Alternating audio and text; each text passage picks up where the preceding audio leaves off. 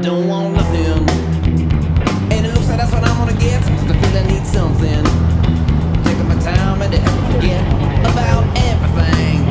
Too much things running around in my brain, so come on, sweetness. Won't you help to ease the pain? Oh, love me, baby. Let me really mean it. Excuse me, mama. And then comes the I know I didn't dream it. I guess I do want something, but I can't seem to find it yet. Sometimes I feel like I'm nothing. You say I'm nothing you could ever forget. Well, that's just one thing. You said they keep me hanging on. Sometimes I could just scream. Baby, don't you do me wrong. I love you,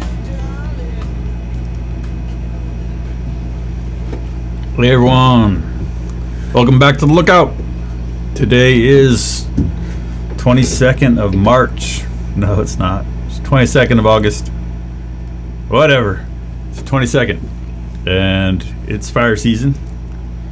I used to think kind of statistically when I was going to fires all the time that kind of third week of August is kind of statistical peak of fire, but nowadays, who knows? There's not really any rhyme or reason to fire season ever. So it's been a weird one. We've got these kind of fairly minor fires happening. And so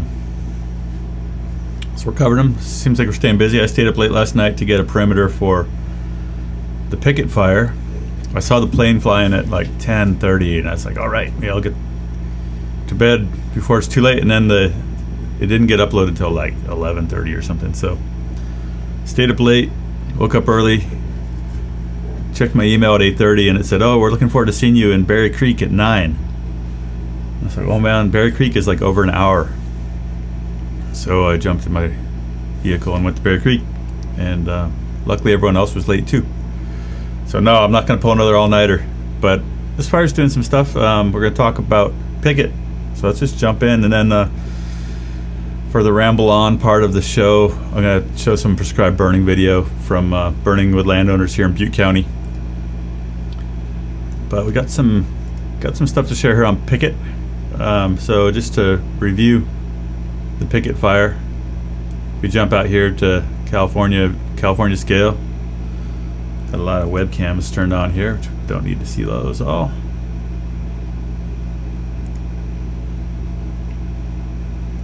Anyway, you got Bay Area in the bottom here.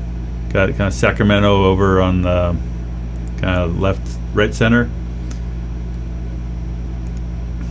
And the Pickett is north end of Napa Valley. So coming in here over Napa, Calistoga. So I think one of the big worries in this country is that you might have something that happened like what happened with the glass fire in 2020. And the glass fire in 2020 started over here on the east side of Napa Valley, and there was quite a bit of kind of east wind, and glass ended up running all the way into Santa Rosa, outskirts of Santa Rosa. And so that's definitely on our minds when we have fires in this country, is that's where all the people live, is in that direction. So luckily with this fire, if we turn on our map of where structures are, the fire doesn't appear like it's not really threatening right now to move hard to the west. So all these yellow dots are where structures are. And right now the fire's kind of headed into the best possible direction for where people live. So we've got our kind of progression map here of the fire. We've had 3 different times that the intel planes have flown over it. And yellow yesterday is about 5:30 p.m. So we were live streaming yesterday as the fire kind of took off and promptly kind of burned this entire basin above the origin. And so by 5:30 it was about 1,000 acres. I waited up last night for this orange perimeter, which was at about 10:30, and then red is this afternoon around 3:30. So fire's been steadily moving to the northwest, and this fire is largely terrain driven. So yesterday the wind kind of carried the fire up and over the top of the mountain here, kind of to the east of the Palisades, up kind of towards Twin Peaks. And then the fire last night had kind of, we were looking in, if you're looking from down by Calistoga, the fire had kind of slopped into Dutch Henry Canyon last night. So this orange is where the fire was last night around 10:30. And so you can see that overnight and through today, the fire has kind of slowly backed into the head of Dutch Henry Canyon. But other than the fire kind of backing in there, you don't really see a whole lot of progression on westward progression on the fire. There's a little bit here where it's kind of backing down some really steep stuff back towards the valley on what we call the heel. But you know, what you can see here is that where you've got yellow or orange on the edge of the fire, it's telling you that the fire has not moved since that was mapped. So in the case of this like orange 10:30 last night, like no new growth happened on this portion of the fire from kind of back to the heel since last night. But today the fire has kind of slopped over and is kind of backing its way through this really steep kind of difficult country between where the fire started and Highway 29. So here's 29 over here. These black lines are dozer lines from the glass fire. So the big action today has been, you know, the smoke that you're seeing right now is basically the fire. We're going to kind of come around and look down on the fire from the north here. And so since 3:30 when this was flowing, basically this fire is really terrain driven. The fuels out here are pretty light because this area all burned in the glass fire. So you have a lot of grass and you have a lot of kind of young brush and you have larger trees that got burnt underneath that don't have a lot of surface fuel. So what happened here is, like you can see, let me turn on some peak names here.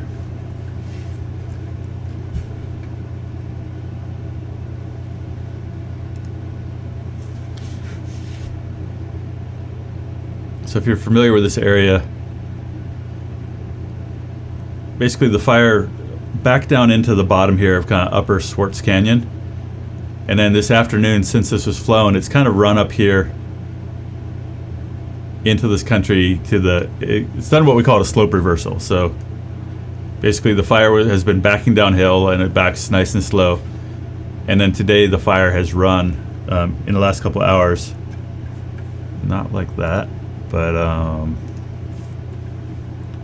up this slope here.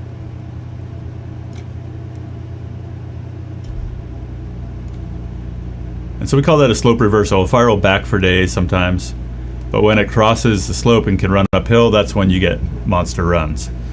And because the fuels are pretty light out here, the fire, when it's backing, it's not putting up that much smoke. It's not really that dramatic, but we're going to show some webcam shots now, kind of like, so looking back down on the fire, we're looking kind of, this is Calistoga, and we're looking down Napa Valley.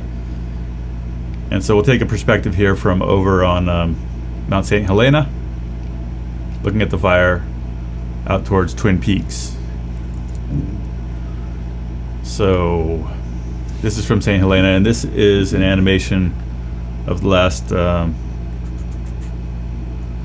about half hour. So what we're seeing here is where the fire has kind of made that slope reversal and run up to the top of the slope.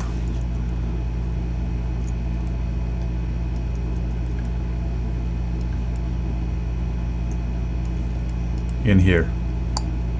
So on the north side of the fire, it's kind of running to the north. Another view of that is it's a little closer up view of that happening. So this is Twin Peaks out here. And so the fire kind of has run up out of there, and like for the last hour or two, they've really been painting this saddle with aircraft. You can actually see that in the video. But the fire came up out of there and it spotted over kind of that divide. So what we're looking at there is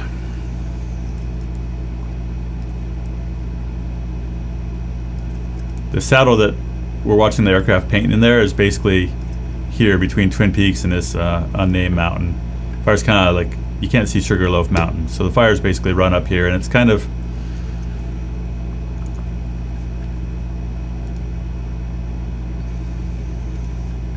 what we're seeing in that video is the fire kind of like headed this way. And kind of the retardant line they put down they were kind of painting this with retardant. But the fire is kind of, it's out. It may actually kind of be out in here. This, I think, is Twin Peaks here that we're seeing, and so it's kind of running, yeah, it's running on the backside of Twin Peaks.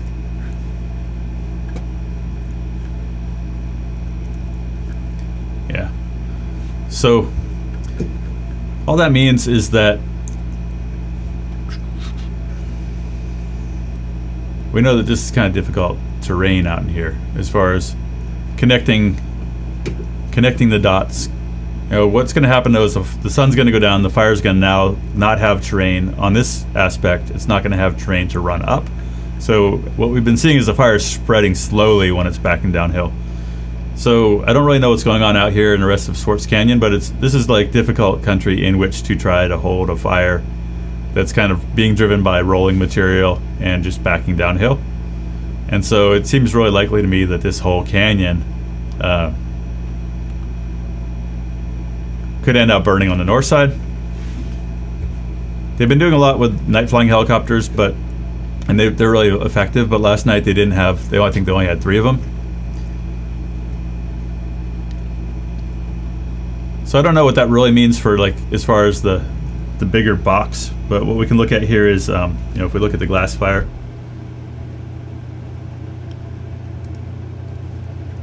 we know that they were able to hold the glass fire in this box. They had access and kind of dozer line, etc.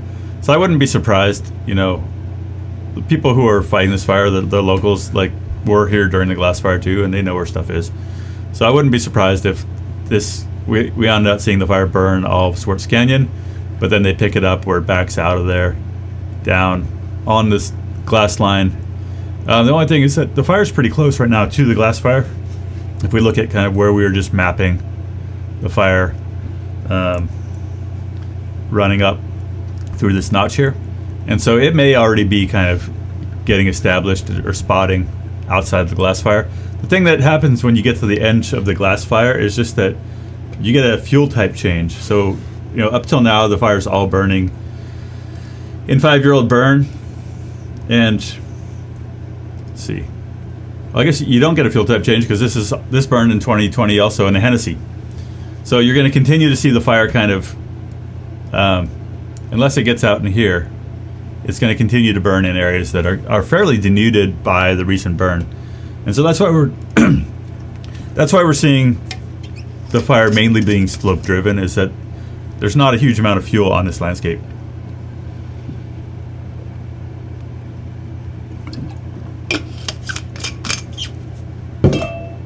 Okay, so that's kind of what we know. We'll look at a few more cams to get a couple different angles, but it's kind of hard to see back into this back end of the fire, just because the only cameras on this backside are quite a ways away. So, like, if we look at this from Lake Berryessa, you can see, this whole north side of the fire, the winds have been coming out of the southwest. It's been pretty smoked in all day. Makes it hard for them to fly aircraft, helicopters, or fixed wing under the hardest of the smoke. So that where it pops up all that big cloud of smoke there, that's basically the fire getting across. And so this happens at about, they flew that red imagery, the red area, at about 3:30, and then shortly thereafter the fire crosses Swartz Canyon, and here's this big puff of smoke you're seeing here is basically that, what we call that slope reversal, when the fire that is now kind of established out in here. So this perspective is taken from over by Lake Berryessa.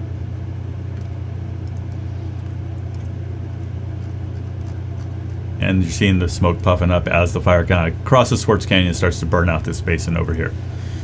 So kind of the good news about this burning out is that no one's living out here.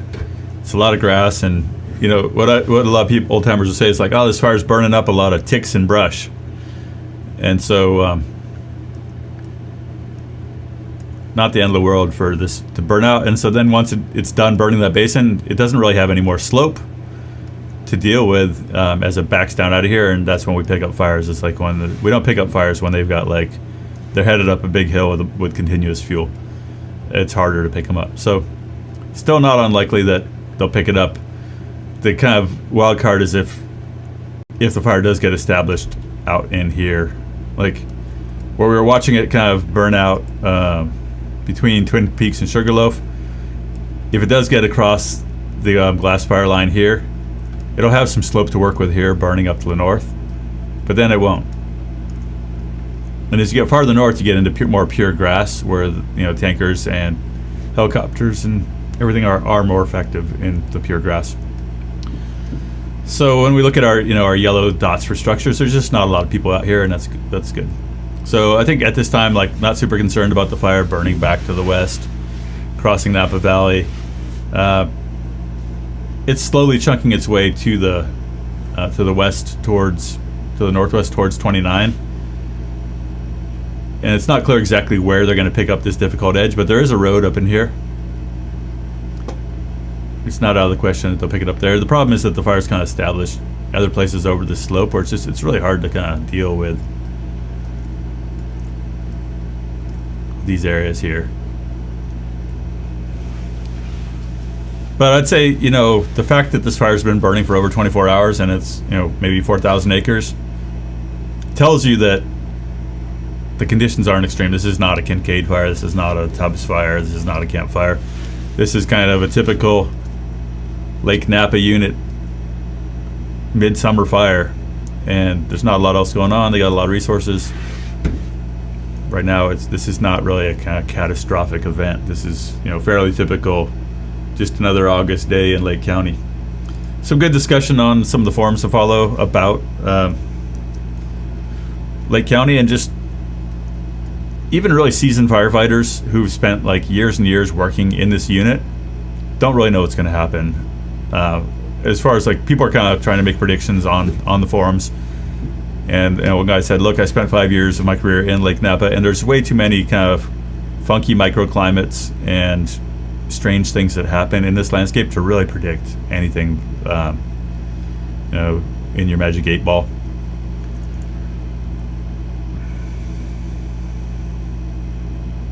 Just checking out some comments here. Someone says, yeah, they're concerned about the Etna Springs area. And so, yeah, they are, because there are some more folks that live out here. It's really kind of a concentration of the structures. Still not, megalopolis, but one thing this area does have going for it, there's a lot of dozer line that's been put in here. And there's also, vineyards make good fuel breaks. Oftentimes a fire burns up to the edge of the vineyard and you may lose a little bit of the edge of the vineyard, but oftentimes they're good fuel breaks. Something like this, especially if it's, I don't have a lot more to say about that. Vineyards can be a good fuel break. One thing about the vineyards, though, is that, you might just take losses around the edge of the vineyard, but some of these vines are really old, and if you lose 10% of your vineyard, you're losing 10% of your profit margin. It depends on on a small vineyard that has old vines. If you lose 10% of your vines, it might not be economical to run that vintage anymore. You might have to tear them all out, and so there have been huge impacts to the wine industry, and also impacts of smoke taint on the grapes once they're on the vine. The smoke can really ruin that year's taste. We're talking world-class connoisseur product here. So luckily for Napa, all the smoke is kind of heading out to the Central Valley. And the other thing about this area burning 5 years after it last burned is that we're getting a lot less smoke than we would if we were burning in here in an area that hadn't burned for 50 years. It's just the fuel loading is much lighter. And so the smoke impacts to now are, pretty slight.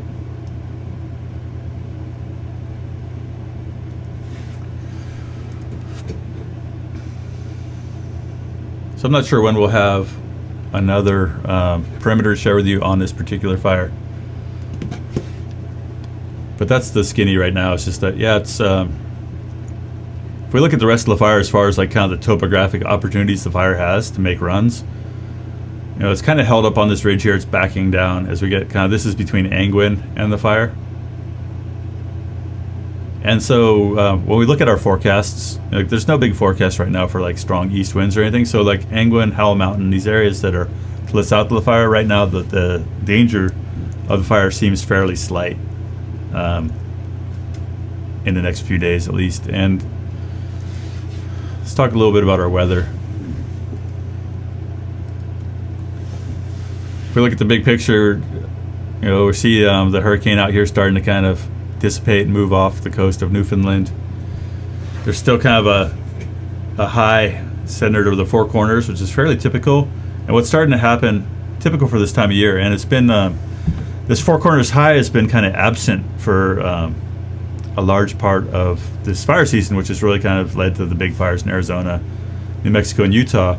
But what often happens when you have this big high set up over the Four Corners is we've got lines that don't mean anything. We've got our circulation here. Air moves clockwise around high pressure. It moves counterclockwise around low pressure.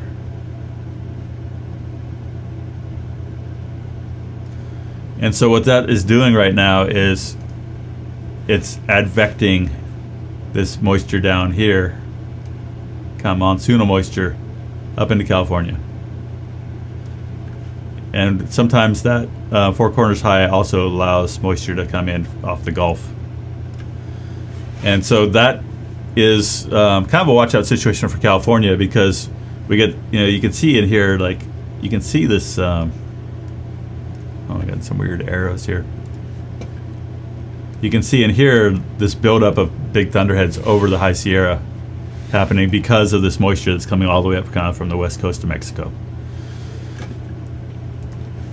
So what's that mean? That means that the more that we have this this moisture moving up, the more likely we're going to have thunderstorms. So you need kind of moisture in the atmosphere to have thunderstorms, and so there's a forecast for a possibility of thunderstorms for the next like 5 days.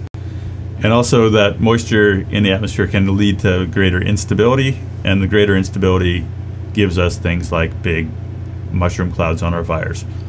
And it also gives us outflow winds. So when these big thunderheads collapse, the winds from them collapsing, kind of like we talked about column collapse yesterday, can push out for tens of miles and cause really weird things to happen on fires that are even far from the storm. So that's kind of the big kind of wild card in the forecast right now, is this monsoonal moisture.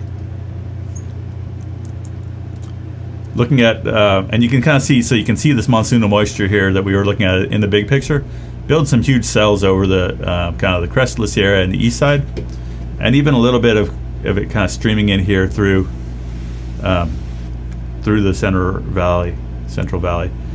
And you can really see there's just a really strong kind of prevailing flow here of just straight through here. You can see the smoke from our fire just heading really straight up towards Redding, Red Bluff. So let's look at the water vapor here. So this is some water vapor imagery, and you really see like those cells over the Sierra.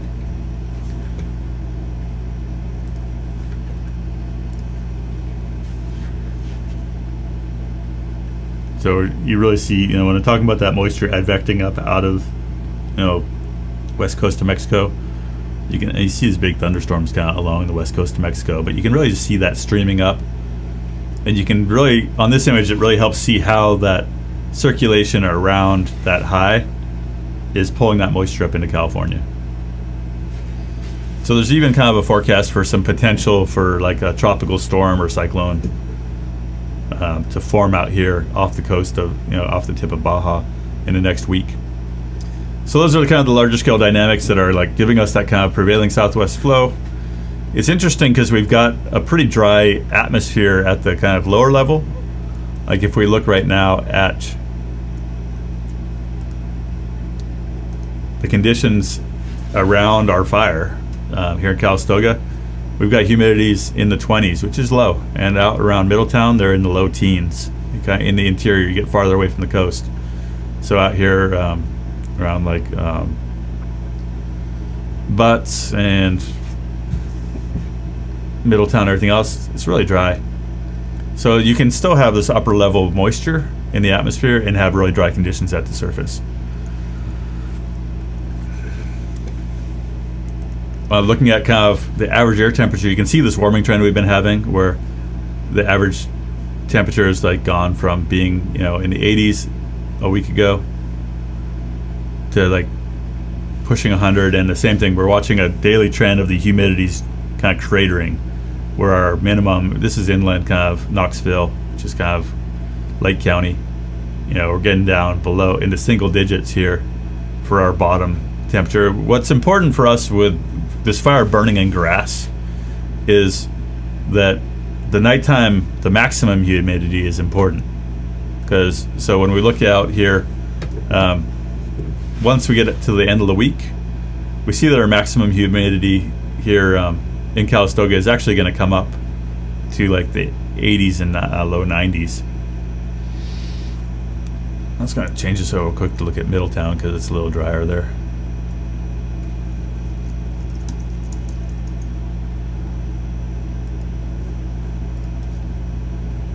So you can see that Middletown, the max RH, it's a little bit lower. So another thing that's interesting that's happening here on our fire is that we've got kind of the coastal influence. And so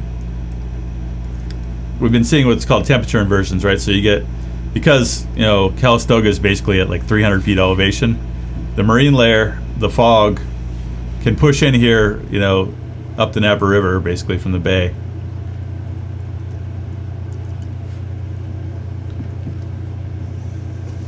I need some like quick keys or something to be able to toggle these things. The marine layer lays in here and you get this inversion because the cold air pushes in and it's heavier and it pushes the warm air up.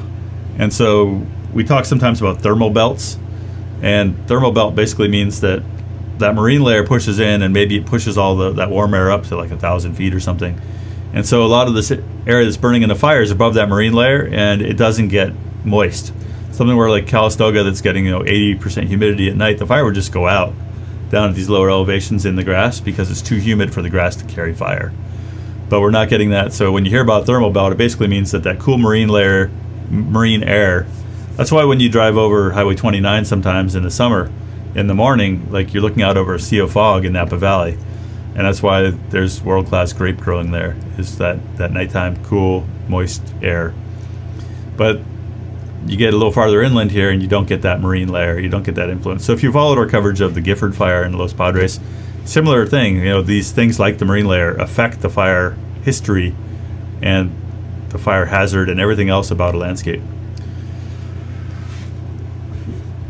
All right, so that's pretty much our weather forecast. We got a spot forecast for the fire, and basically they're just saying that hot and dry, poor humidity recovers across the whole higher elevation.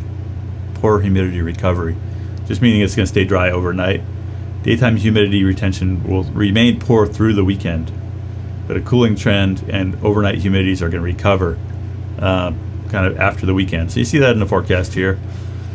These color-coded things are basically for fire, right? So greens are good, reds are bad. Today's the last day of the kind of hottest temps, but it's inland. It's going to be even drier tomorrow. It's not quite as hot. But what we're looking for here is like by next Wednesday, you know, you see these daytime temps are lower, overnight recovery of the humidity is better, stronger, fire behavior is less pronounced.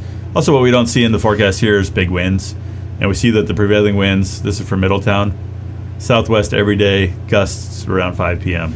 So gusts, it's going to be a little gustier next week, but it's also going to be cooler and moister.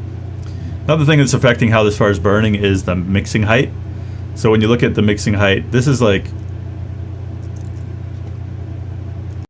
if we look at here, you see like, we're not seeing a column that's going up 30,000 feet. And that we talked about how that drives really explosive fire behavior. Like column is the smoke's going up, 5,000 feet or something, maybe 8,000, 10,000 feet, and then it's just getting blown off. The tops are getting blown off by the transport winds.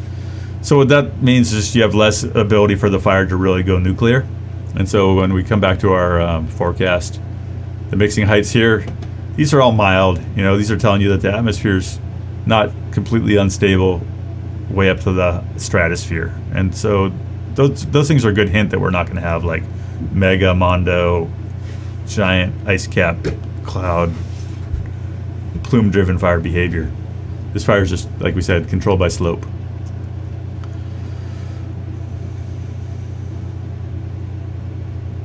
So I'm going to look at the comments here for a minute.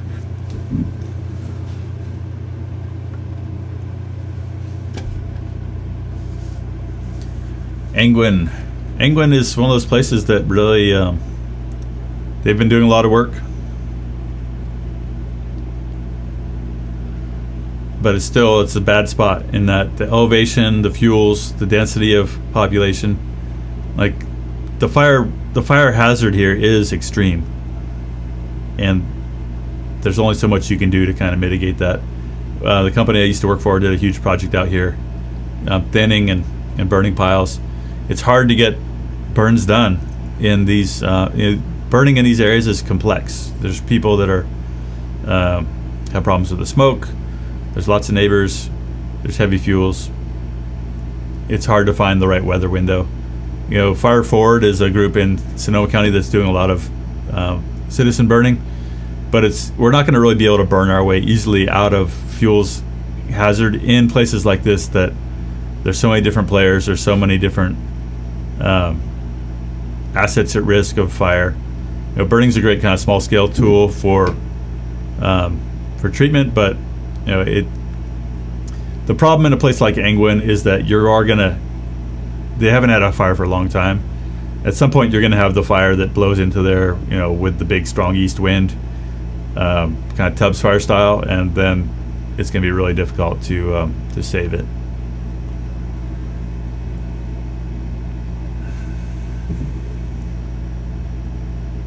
So it'll be interesting to see the next flight. I think we could look on the flight radar maybe and see if we got anyone up looking at this yet.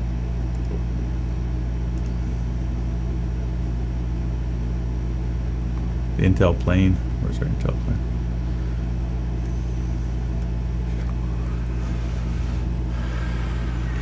All right. So what I wanted to talk about now is a little bit about prescribed fire. And I want to talk about prescribed fire, about kind of some of our assumptions about it and what you can do with it that a lot of people don't think. A lot of people think that you can't put prescribed fire into a place that hasn't been heavily thinned without killing every tree. And so I just wanted to show this video, which is this is a landowner burn in Butte County. And we're just letting the fire, we're using pitchforks and we're just kind of dragging fire along. This is someone's driveway. And this is, I don't know, like maybe half an hour, but just want to show that like this is this spring, and under mild conditions you can do things that a lot of people would look at this and say, oh, there's no way you can burn that, you're gonna cause a crazy forest fire. You can see it's breezy, but the flame lengths here are like 6 inches, and these are all mainly volunteers. These are just normal everyday people that are learning how to use fire for land management. This is on the ridge above Paradise.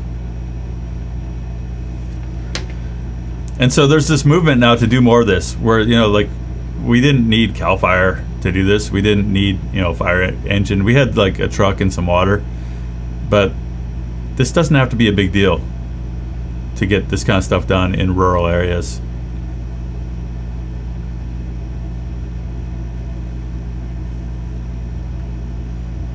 It didn't kill any of these trees, didn't even like torch up into them.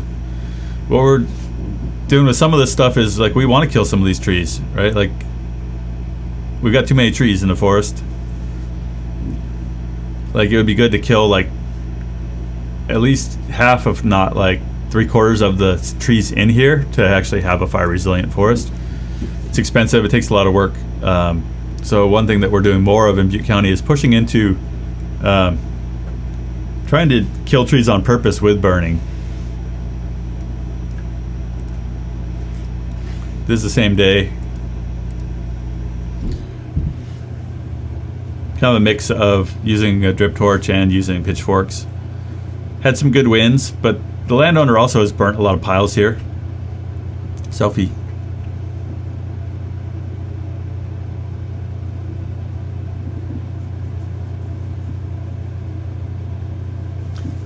Laura Lee, where's the little fire?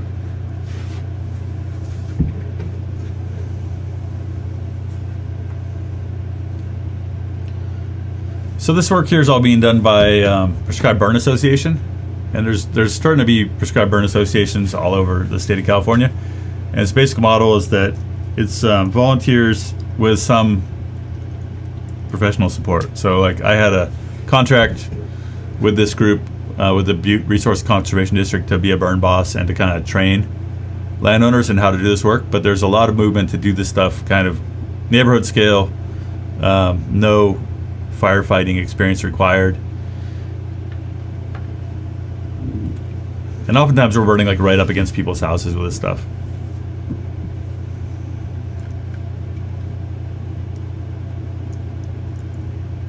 Here's an example of like, here we're burning, like we wanted to kill some of these trees out here because the guy's done a lot of work, but he doesn't want these little baby fir trees here. So here we lit the fire in a way, like a lot of what we're doing with these burns is like manipulating the way that we put fire on the ground to adjust the fire effects. You know, if you just let it back through, it burns all the pine needles, but if you light it at the bottom and let it run up, you might generate some, you know, more head fire, you know, a little more dynamics.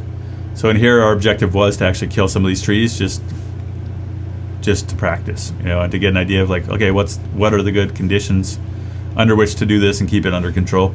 We'd already burned what was up above, so we're not worried about, you know, losing control of this or anything.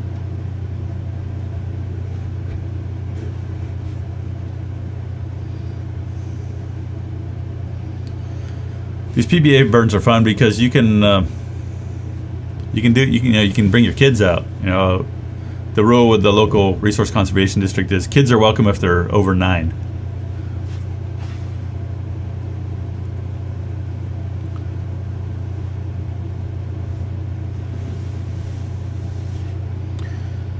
And we kind of, what we're coaching folks on here is like the sequence. Like, okay, we're going to burn some pine needles, piles of pine needles around your house first. And we're going to work our way out from the house. So if we actually did lose control of this, it's not going to burn your house because we already burned all the fuels around your house.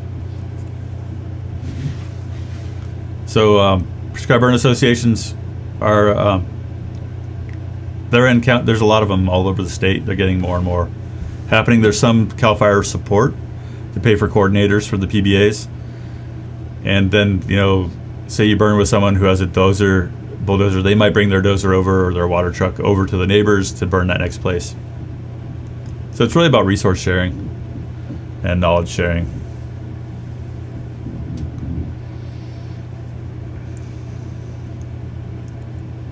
Let's see what else we got here for recent burns.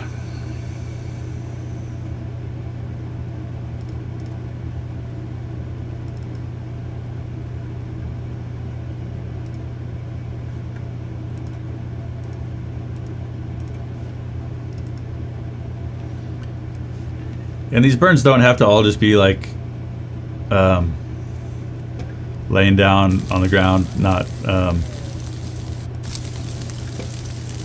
doing anything. Like they can get pretty. This is burning a bunch of blackberry. Blackberry often is kind of all or nothing. Like either it's gonna rip or it's not gonna burn at all.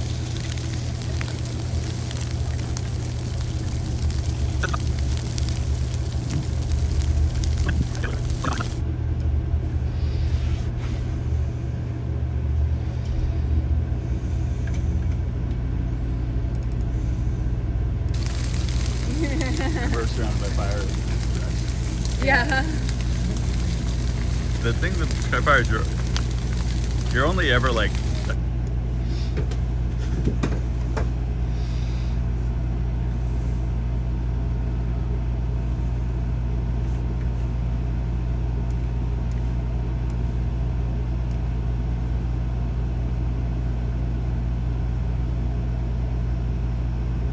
So the goal here is mainly fuels reduction. The goal of most of our burns is fuels reduction. But we're starting to burn more with the tribes, and there, like the goal might be to, this guy's saying, this is his first burn. It's kind of a funny spot.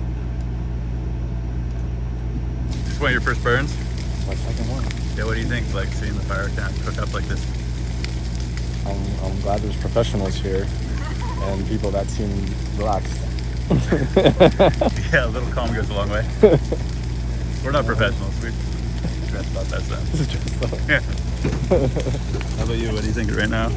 Kind of cooking? Yeah, this was definitely a lot more intimidating than other fires that we've been doing. My mind is like, you should run, but I'm also, no one else is running, so I'm here. When in doubt, imitate. Yeah. How about you, Kim? I'm feeling about the same, yeah. It's kind of exciting though. I'm like ooh. See what happens. PBA is good like that. It kind of gives you a chance to just like be with fire. Yeah. Exactly. Yeah, Yeah, exactly. learn a lot. And look, now it's like back down. And it looks so much cleaner. So more chill. beautiful, yeah. Yeah, so she said, like, the goal is to give people kind of time with fire, just so they can experience it in something other than kind of a terrifying manner. Because, you know, so much of, like, what we are told about fire is that it's, you know, it's dangerous, it's going to burn your house down. And, you know, a lot of the year, some places you can't even get it to burn with, like, you know, a freaking flamethrower. So, you know, giving people a chance to go light things on fire and see what actually happens in a safe environment. A lot of these folks that have gotten exposure to burning through the PBA, like when we've had like the park fire here, they were in better shape to actually like help with firefighting, help their neighbors evacuate, help set up hose lays, just kind of take care of business because they've kind of gained experience working, you know, in kind of the fire command system. They've gained experience watching fire, observing, learning when it is and isn't dangerous. For this, basically, we had, you know, a couple garden hoses, and Cal Fire had a truck that they came and parked. Cal Fire often comes and just hangs out, but, you know, a lot of this is very kind of low complexity.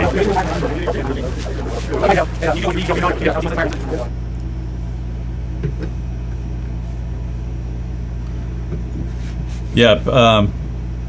Question is if personal protective equipment is optional, and meaning that, like, do they have to wear Nomex? Do they have to wear a fire shelter? It's like, no, people need to wear like blue jeans, hopefully sturdy shoes. This guy here, one of these guys is wearing his sneakers, but like we want people to wear like leather boots, blue jeans, cotton clothing that won't burn, gloves, eye protection, hard hat. But when it comes down to it, like a full set of like Nomex and a fire shelter and a pack and everything can cost, you know, $2,000 by the time you get it all. So, you know, that becomes a barrier for a lot of people who are just like, you know, grandma wants to come out and burn her yard. So we're trying to kind of create this low barrier environment for people to be able to come do this. And we got a mix, you know, we got people like me that have got 30 years of experience in, you know, working in wildland. And we got people that, you know, have never done anything like this. Someone says, have you ever gotten nervous on a prescribed burn? And I'd say, like, yeah, I was pretty nervous, like, about 10 minutes after we lit fire around this funky shack. And then the fire, you know, burned through this area, and it was too smoky for us to go back right in there and, like, check on it. Yeah, it's like, yeah, I was nervous that we were going to, like, have an ember that burnt down this funky shack. The landowner was kind of like, well, I've been wanting to get rid of that thing for years, so it wouldn't be the worst thing in the world. But yeah, there's times where it's a little nerve-wracking. That's, you know, why people say we don't use that word controlled burn too much, is because, like, fire kind of decides whether or not, you know, who's in control. But I'll say that, you know, under a lot of these conditions that we're working in, it's like fire is kind of the potential. You know, we're not doing this in August. We're not doing this like in crazy steep thickets. Like, there's a lot of kind of risk management. There's a lot of consideration that goes into where and when we do this stuff. Someone's asking how easy is it to get into volunteer work specifically for wildlands. It takes some training. It depends on where you live. Some places the volunteer departments are really impacted, like around Chico. Some of the departments are impacted because it's a chance for people to get experience before they go into a fire academy. But a lot of places are just begging for volunteers. A lot of places the volunteers are kind of aging out. They're having problems filling, so a lot of opportunities to volunteer. There's kind of a weird kind of firewall, I would say, in a lot of places between volunteer fire departments and prescribed fire, where in a lot of places the volunteers are kind of structured under CAL FIRE, and if they come out and burn, then they're not available to do medical response and be on the be available on the clock for CAL FIRE. So in general across the state, it's kind of been slow. There hasn't been as much kind of cross pollination between volunteer fire departments and the prescribed burning movement as you might expect.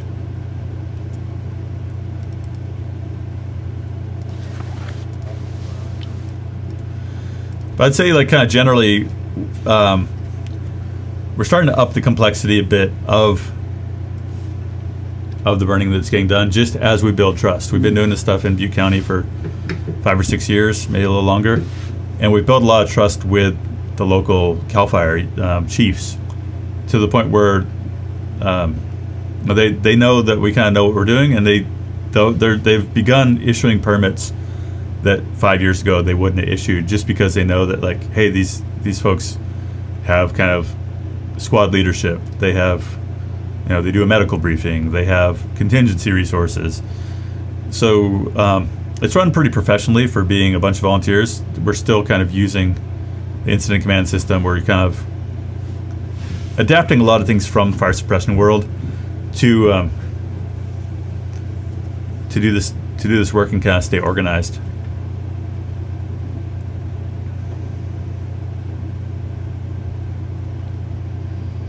Here, some fire went up in this tree, and we didn't want it burning up there because it could drop branches on the road. So we put it out.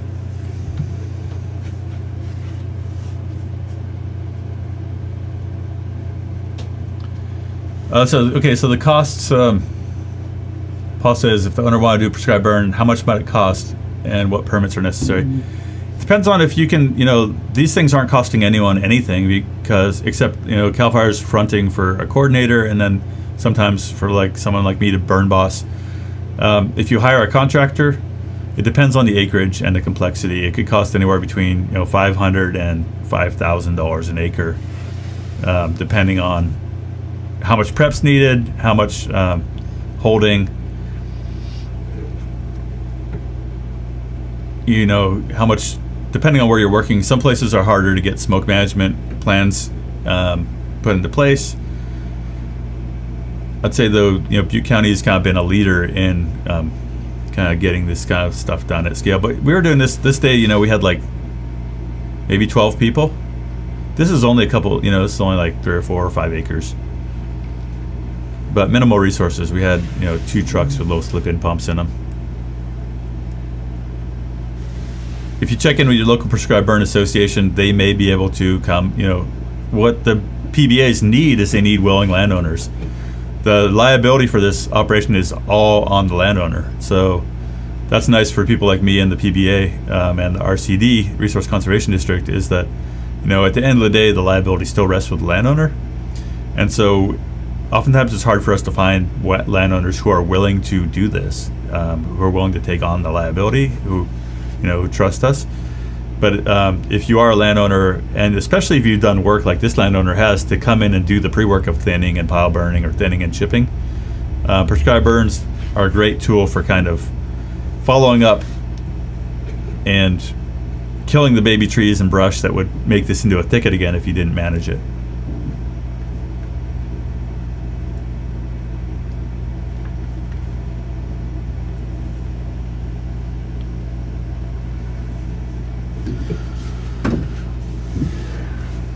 So I've just been, as part of part of what people are supporting when you support the Lookout is, the Lookout is how I'm getting paid to go out and shoot this stuff. There's not that many other people who are just like focused on prescribed fire.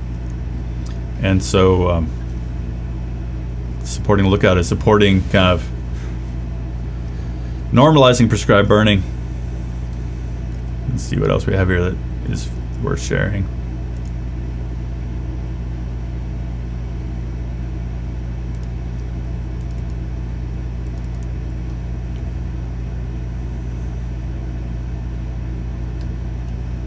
I got too many hard drives. I'm all digging.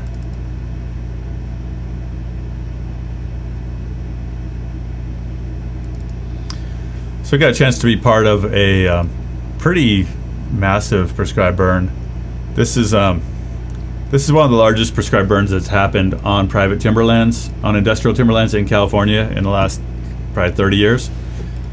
And this is up in McLeod.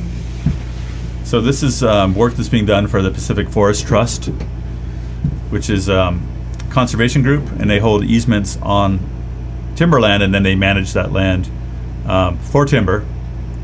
So here we're here my stabilizer thing was funky, but we're burning at night here because nighttime was a good time. It was a little too dry during the day to burn this unit. This is right up against the town of McLeod, and so oftentimes we'll burn at night and this is the same reason that firefighters often make a lot of the best progress in firefighting at night, is that's when the humidities are low, and that's when the winds settle down and the temperatures are cool, and fire just kind of stays on the ground.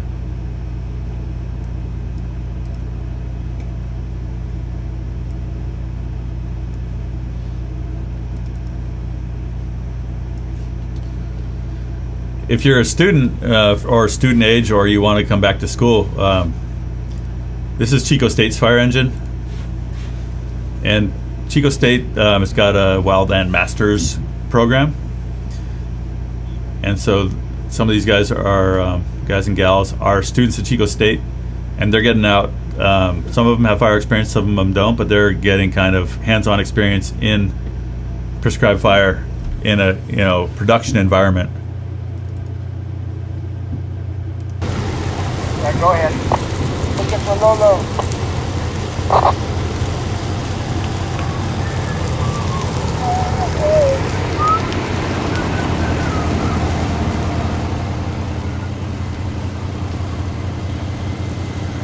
So Chico State Ecological Reserves, they do a lot of burning on Chico State managed property. They're starting to help burn in the city of Chico.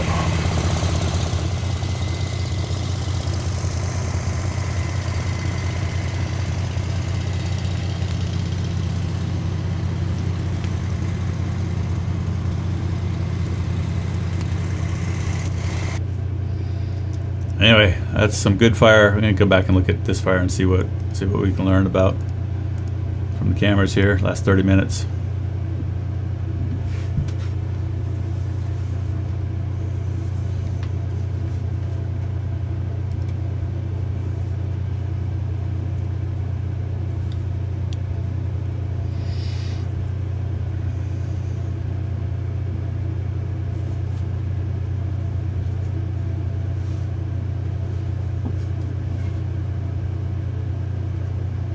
Yeah, KK, we do take Venmo. There's a link on our website. Thanks for supporting Lookout.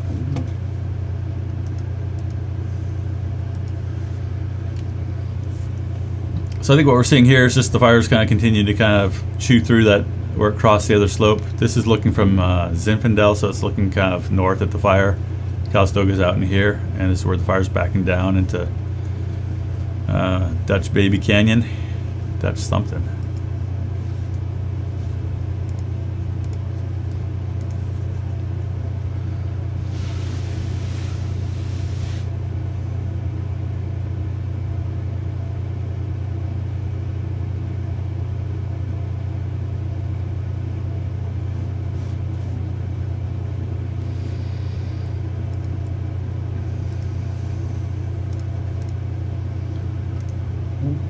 So until there's another flight, we're not going to have a lot of kind of real actionable intel for y'all on what this fire's up to. It looks like, you can see that kind of stability there that's kind of just capping the fire.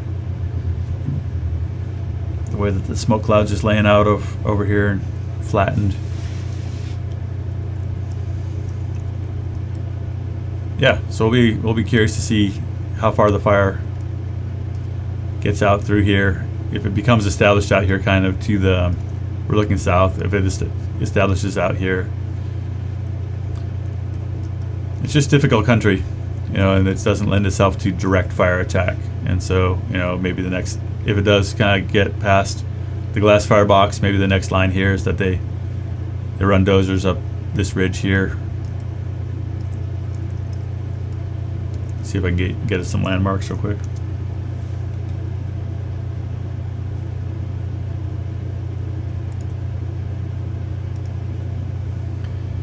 Table Mountain.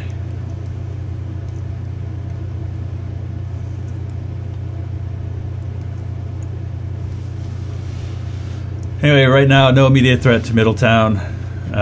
Still quite a ways away from Highway 29. We might see it chunk around out here, kind of to the west of Etna Springs. I think the big priority for them, and they're being helped by the wind, is like to kind of really try to tie in from like Rattlesnake Ridge here and Three Peaks out towards Pope Valley.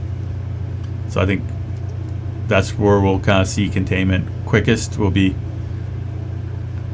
on this. This is I think the high priority. But the winds are going to kind of continue each day to push it out here. The fire is going to continue to be slope driven, and we'll see what happens. Oh, someone says the intel ship's flying.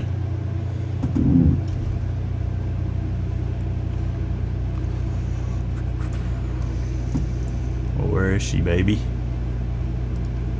Nothing worse than like sitting around waiting for the intel to drop.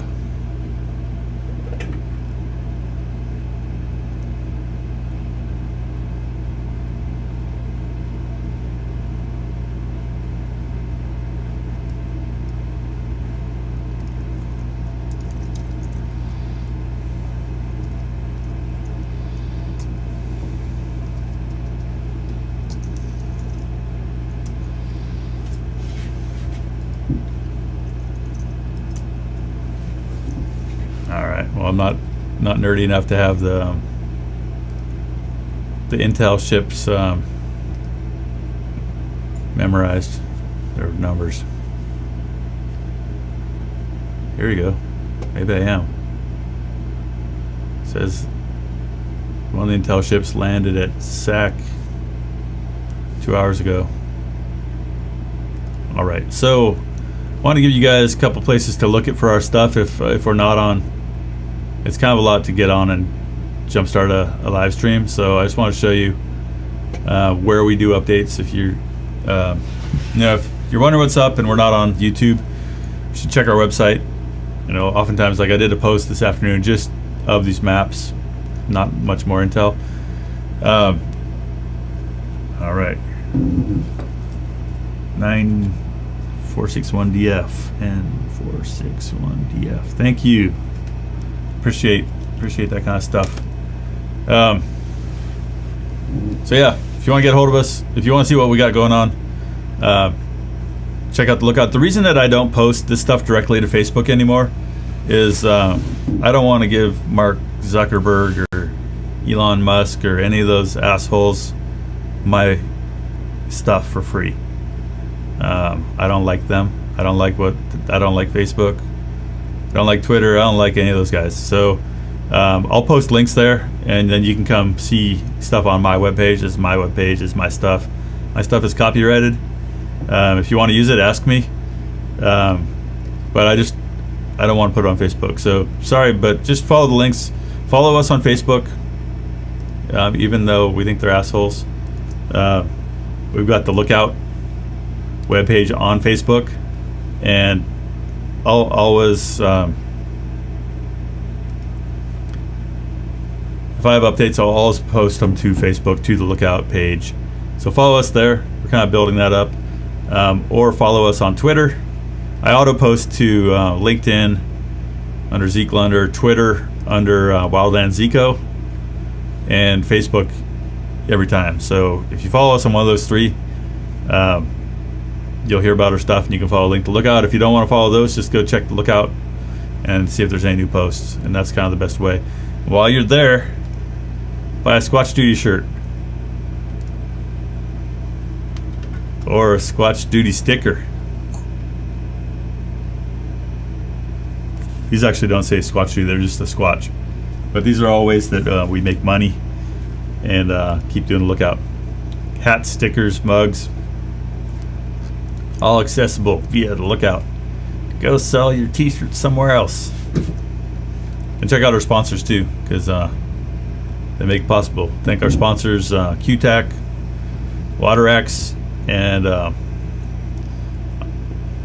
going to play our outro here and tell you what I like about these guys, and then I'm going to bail because enough's enough, people.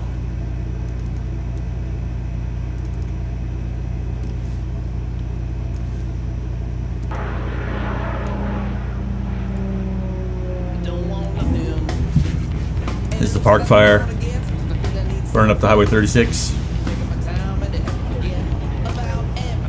Adalia Cole sent me that photo. If you're out there and you got good footage that we could use, please send it to me. We'll give you credit. We'll pay you if we have a project and we can afford it. This guy named Tim Walton. This is that same burn where we were trying to kill the trees on purpose. Started off burning by the guy's house.